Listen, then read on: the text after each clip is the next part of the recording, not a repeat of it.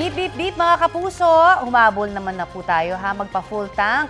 Yung mga magpapakarga pa lamang ng gasolina sa kanila pong mga kotse at motorsiklo. Simula kasi bukas ay epektibo na ang paggalaw sa presyo ng mga produktong petrolyo. May taas presyo na 10 centavos ang kada litro ng gasolina na clean fuel at sea oil. May rollback naman na 10 centavos sa kada litro ng diesel. Wala pang anunsyo ang iba pa ang kumpanya ng langis. Ito na ang ika-8 beses na taas presyo ng gasolina ngayong taon.